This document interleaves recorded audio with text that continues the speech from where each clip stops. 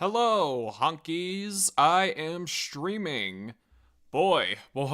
So first off, before I talk about the show, let me pull up my phone real quick so I can see the chat. I still need to get that setting done. I need to talk about the controversy that's been going on that some of the people in my community have been talking about, ranting and raving about. So first of all, as you know from the Hell of a Boss video, I am a Christian, and I've been doing a lot on my faith as of late. But yeah, but what I was about to say was, okay, I need to talk about the controversy because, well, also doing a bit of critiquing here and there. So first of all, I've seen people say that this show is Okay. nah, crap, just I touched the damn shorts section of my phone.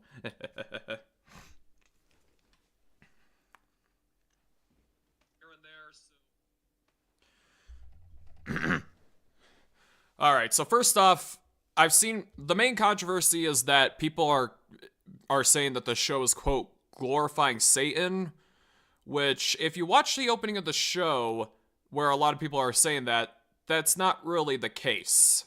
Mostly because that's not really the case, mostly because oh, sorry, I just need to check my microphone because I hit the table. Anyway, so basically, of course, Lucifer wanted to become God. The fruit of knowledge, turned, brought evil onto the world. And I've seen a lot of people say that they're gonna go the feminist route with Lilith, which I personally don't think they are because they never really say it. But uh, but me personally, even if they are going with the feminist route with Lilith, I will say this: they're kind of doing a good job at it because like they're not like cramming it in your face like a lot of recent media is doing as of late. So yeah, we'll get to more of the identity stuff here in a bit. So yeah, I don't really have any notes for this. This is gonna be an unscripted stream. So yeah, I don't think the show is glorifying Satan, and plus, they also make it very clear that hell is not a good place, alright? You know, the depiction of hell in Hazbin Hotel, different to Hell of a Boss, that is what I said Hell of a Boss should have been. Alright, I'd say if you're looking for something that's more glorifying hell, I'd say Hell of a Boss is the one, alright? Oh, but this one, all the people are suffering, it's like a Grand Theft Auto, giant purge, city, whatever. Trying to think of the greatest pop culture reference I could think. The Omega Man. I Am Legend. But yeah, so basically, it has basically been confirmed that the pilot is canon now, but here are a little bit of flaws with that. First of all, what was even the point of having the show be picked up by a big name studio?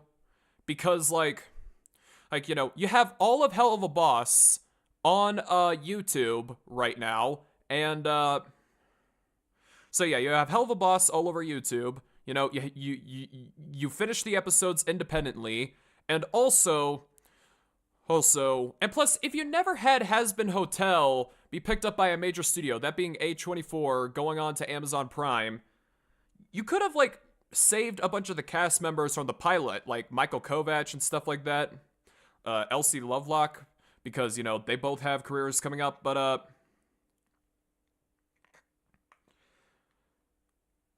But yeah, it's like, oh no, we're gonna work on this one show and we're gonna work on the other show for a big name studio. Now, if that's Fizzy's dream, I relate to her there because that's my dream too. All right, having my thing be picked up by a big name studio, all right, stuff like that. But yeah.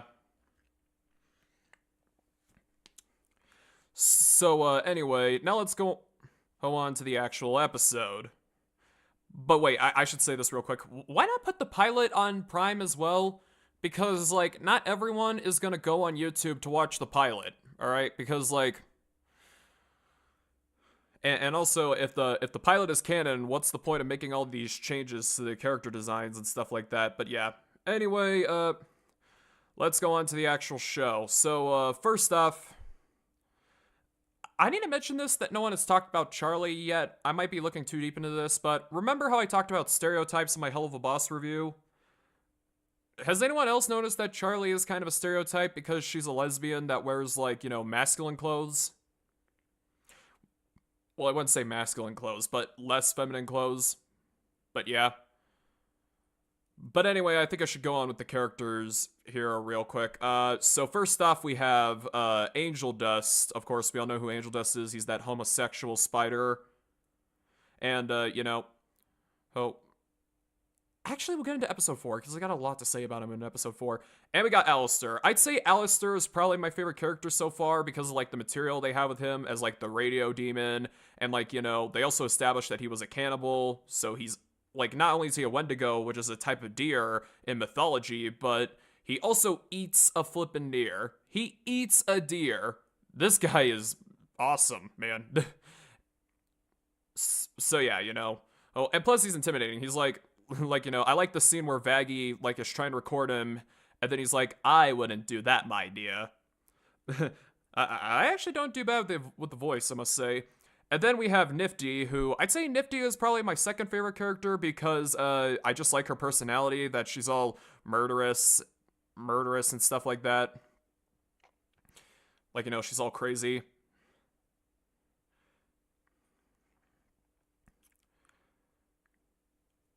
And, so in this episode, we get introduced to our musical numbers, which the first one is Happy Day in Hell. And I need to say, and I will say this real quick, the musical numbers in this show are good. Like, they kind of do give me the vibe of an animated Broadway musical. They do.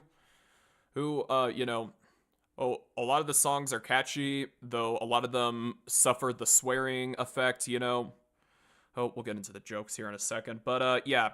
The musical numbers are pretty good. I'd say my favorite song is probably Poison, which again we'll get to later because I want to save that for last because we've only got the 4 episodes of season 1 now. But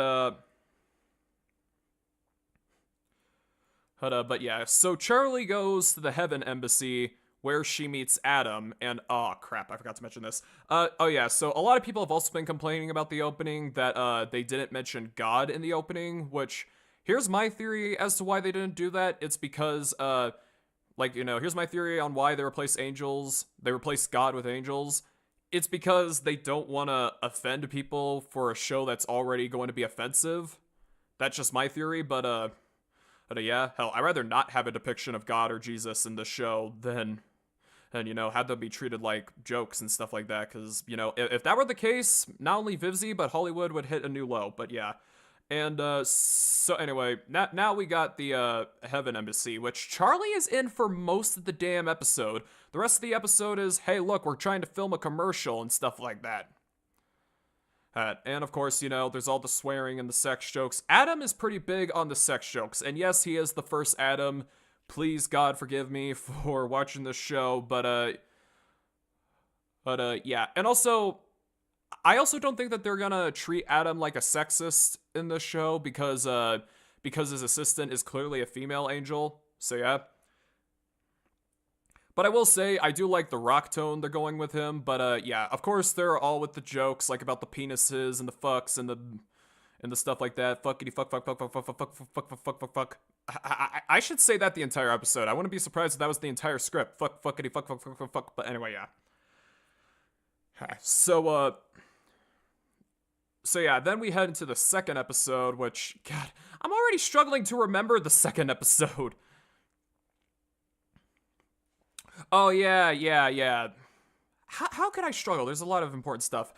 So we're introduced to the V's, which stands for Volcano, as you're seeing in Mordor right now, Vigilante, and Vacuum. So yeah. So Vox is the TV demon, and I actually kind of like him because, like, I like his rivalry with Alistair, and I also think the voice acting is well done with him. And Valentino, he's Valentino because he's a pimp. Seriously, did Alan Moore write this show with all the sexual overtones in this show? I'm kind of surprised Alan Moore isn't a co-writer of this because yeah, and of course we got Velvet, who I was not expecting her to be British, but hey, she's British, so yeah. Boy, mate, cup of tea, mate. Fuck, fuckity, fuck, fuck, fuck, fuck. Bastard, wanker, twat, nit. Okay, I'll stop. But yeah, and like, Like Alistair's course in Vox's song, that's why he's my favorite character in the show so far. But yeah. But overall, the rest of the episode is about Serpentius wanting to be redeemed. You know, that Doctor Doom wannabe snake in the pilots. And I don't know why, but there's this running gag in the show that's not even funny. I don't know why, but there's this running gag in the episode that's not really funny, where it's like, we've met each other before, Alistair. No, we have not. Yes, we did. We met each other like 20 times. It's like, it's not funny because if they met so many times, why is he pretending that he hasn't seen it, that he doesn't know who he is? But yeah. Also, I need to mention in the episode that Vox is like, I think I might know just the person to infiltrate the hotel. And it's Serpentius, a character we've already seen in the episode. Yeah, it makes it seem like it's gonna be a new character, but it's a character we've already seen in the beginning of the episode. So yeah. And now we have the third episode, which...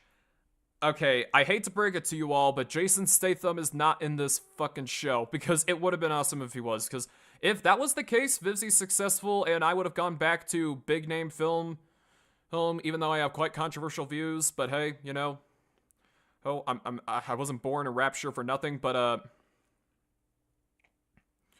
yeah, you know, apparently that was a glitch or a mistake in the Amazon on Prime X-ray and stuff like that, which I don't know how the hell you would do that, but yeah, but so yeah, so basically an angel has been killed in hell, so yeah, you know, the more watching this show and the more, you know, you guys know that I'm a Christian, you would know that, of course, I'm rooting for heaven in this scenario, but yeah.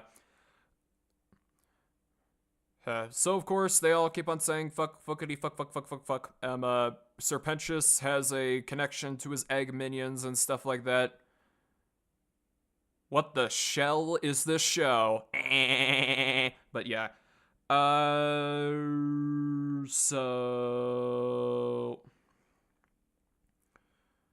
So yeah, you know, it turns out that Gray Lady is it turns out that Gray Lady is the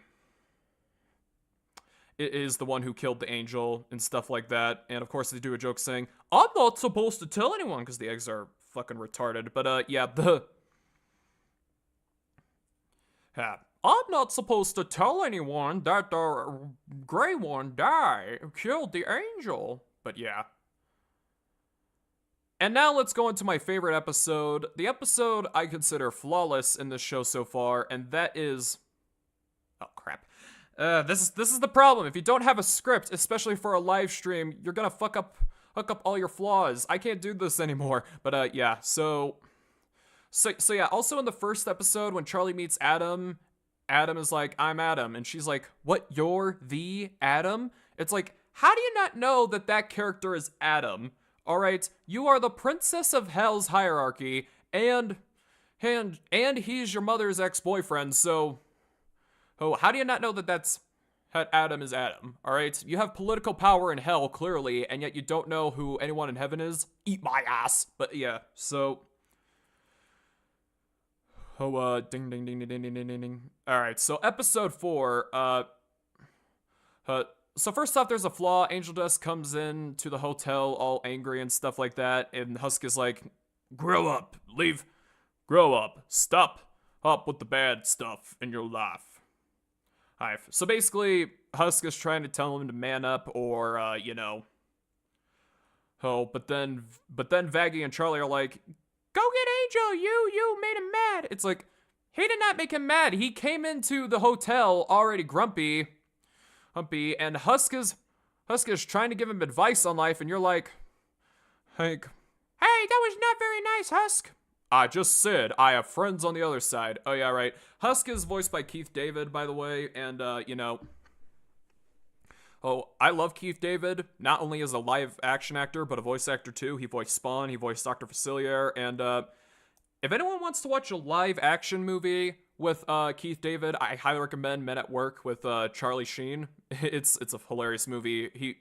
Keith David plays their manager because Charlie Sheen and his brother are causing trouble, like in the trash business, and like, you know, there's a lot of funny quotes in that movie, especially from Keith David. But yeah,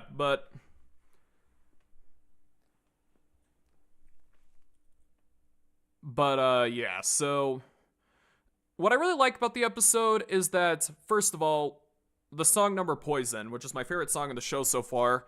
Maybe it's best that they made it a lyric video and they released it on YouTube because, the actual part of the song is gross. It's, filled with a bunch of BDSM furries and stuff like that, and I had to look away at some points, but yeah.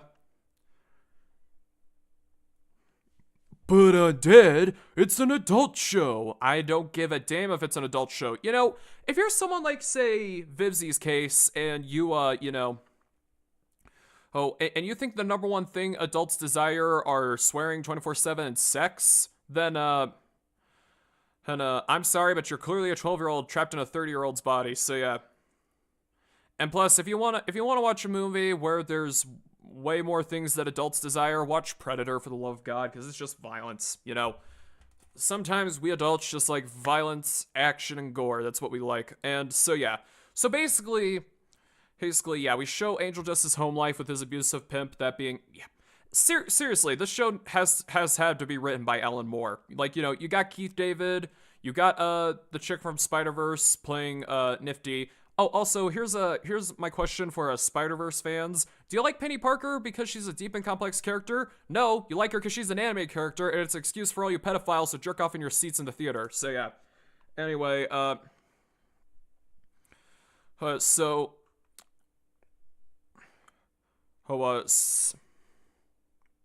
so yeah, so. Oh, and then, the entire rest of the episode is about Husk connecting with Angel Dust, and this is the first time Husk ever has time in the spotlight, and I'm kind of worried that they're gonna pull Luna with this character, because, because they're gonna barely make him do anything, because, in the first 3 episodes, he barely does anything, and in the 4th episode, now he does, but it's what I really like about this episode is his relatability with Angel. It's they both sold souls to like a demon, they both had contracts, they both had hard lives in hell, and there's also a song number, which is ruined by all the swearing, and Keith David's a pretty good singer too, so yeah, I'll give him that. And I got friends on the other side. So, yeah. And I'll admit, when I watched the trailer, I thought that they were gonna make Angel and, Husk a couple, which, we'll get to that in a bit, but, yeah. But also, Husk uses as a weapon his, cards, his gambling cards, and, it kind of reminded me of Gambit from the X-Men a little. You better not screw up the X-Men, Marvel. Okay, I'll stop. But, yeah. And so... so yeah. It's a pretty good episode, mostly because of their dynamic and their relatability to each other. But, yeah, so... I'll admit, when I watched the trailer, I thought that they were gonna make Angel and Husk a couple. But the more I think about it, I don't think that's gonna be the case. And even if it's not the case, I think that's pretty much a good thing, because, you have a gay dude, and you have a straight guy, or guy of unspecified sexuality. I'd rather have it non-specified sexuality, because I don't know why everything has to be about sexuality or LGBT now, but, yeah, you have Angel who's gay, Husk who's not, and, they're friends who are able to bond by relating to each other. Stuff like that, I hate. I hate saying the word representation with all my heart. I hate saying it, but that is representation done right, in my opinion. Because, they don't... Because characters, whether one of them is gay or not, don't always need to bang. 2 dudes always don't need to bang, stuff like that. If there's one person in Hollywood who's getting representation right, and it's not creepy stereotypes where the people are so flamboyant, or the movie Bros is one of the most offensive, shocking movies ever made. The one person who's doing representation right in media right now is Vivzy Pop. Because yeah, if that's gonna be the case, which I'm not gonna hold my hopes up, because I'm gonna be surprised if they make them a couple. If that's gonna be the case with Husk and Alistair, I'd say she's doing representation right. Because, they're not just a couple, they're just friends, and one of them just happens to be gay. So yeah. Yeah. And they just happen to relate to each other. Also, they said Husk used to be an overlord, but he doesn't have that anymore, which... I'm still a little bit mixed on that, but yeah. So anyway, guys, that's it for now. Sorry that I had to stutter a lot, because that's what I say when my speaking's not clear, like, when I don't have a script, but yeah. You see, this is a problem. Get a script!